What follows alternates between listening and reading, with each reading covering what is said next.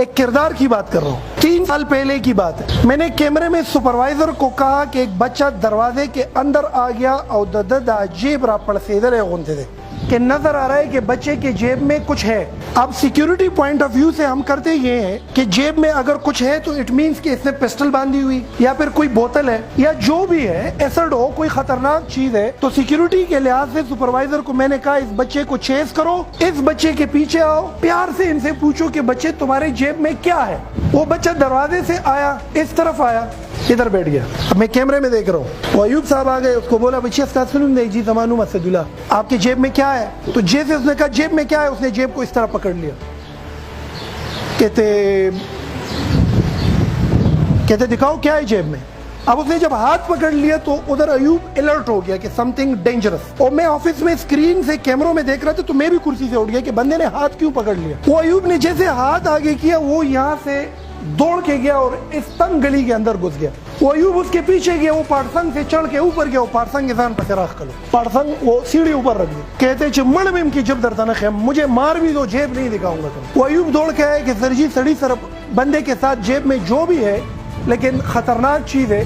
وہ اوپر چڑھ گیا اور سیڑھی اپنے ساتھ چڑھا دی اور اس نے کہا مار بھی دو جیب نہیں دکھاؤ. اب میں وہ آفس سے دوڑ کے نکل آیا اور میں نے ان کو بولا تھا تو ٹول لگ سے تشی. وہ میں خود آہستہ آہستہ گیا. میں نے کہا سعید خان ہے بچہ. کہتے جی سر جی. میں نے کہا بچے کیا مسئلہ ہے. کہتے سر جی بڑا پرائیویٹ ہے, میری عزت کا معاملہ ہے, یہ میرے پیچھے لگا ہوا ہے, آپ اوپر آؤ آپ کو دکھاتا ہوں باقی کسی کو نہیں دکھاؤں. میں نے کہا سیڑھی نیچے کرو. اس نے سیڑھی نیچے کی, میں اوپر گیا, وہ ادھر ساتھ بیٹھ گیا. میں نے کہا بچے دکھاؤ کیا ہے. کہتے سر بہت پرائیویٹ ہے چھوڑو نا. اب اس وقت اس کے آنکھ سے آنسو نکل آیا. میں سمجھ گیا سم تھنگ وٹ ایور.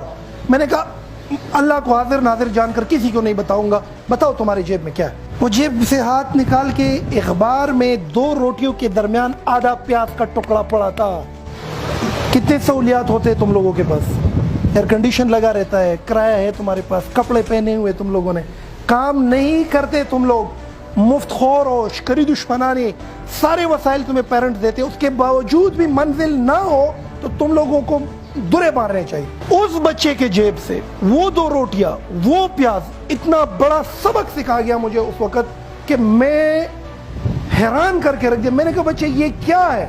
کہتے صبح 3:30 بجے میں منڈی جاتا ہوں, سارا دن ہاتھ گاڑی سے یہ ساگ اٹھاؤ ادھر رکھو, بادرنگ اٹھاؤ ادھر رکھو, آلو کی بوری اٹھاؤ ادھر رکھو. 11 بجے تک میں سبزی منڈی میں کام کرتا ہوں. 11 بجے سے تقریباً 2 بجے تک فروٹ منڈی میں آم کے کریٹ ہے اس میں کام کرتا ہوں. میں نے کہا پھر.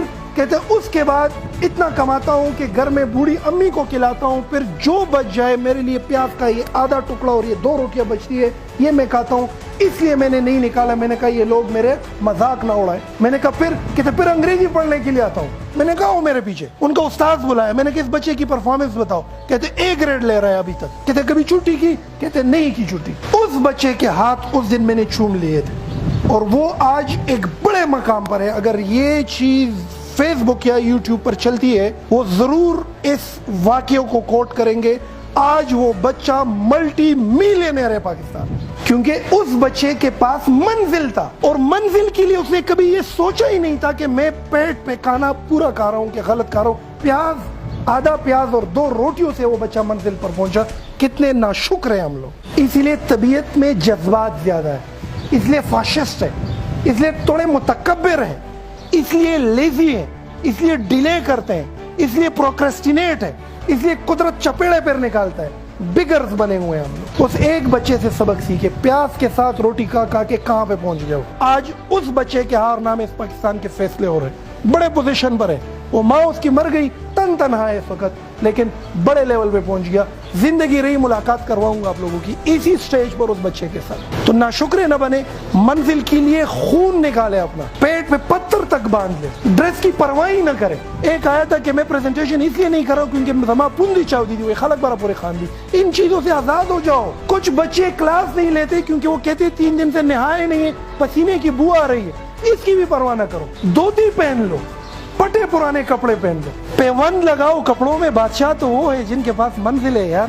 غربت, امیری, وسائل, مال, دولت, منزل کے راستے کی سہولیات ہو سکتی ہے, لیکن غریب کا بچہ جتنی تیزی سے اس میں نکل سکتا ہے کوئی بھی نہیں. میرے اس آج کے سیشن کا سمپل مقصد یہ ہے کہ تم میں جس بندے جس کردار کے پاس خوبصورت منزل ہے، اربوں کربوں پتی ہے، عمر و عیار کا زنبیل اس کے پاس ہے، جس کے پاس منزل نہیں ہے، تعفن ہے، بدبودار ہے، جگہ گھیرتا ہے، بوجھ ہے، مسئلہ ہے، قدرت کے ساتھ حالت جنگ میں ہے، کوئی مستقبل تمہاری نہیں ہے، آپ آنے والے وقتوں میں ایک فیل کردار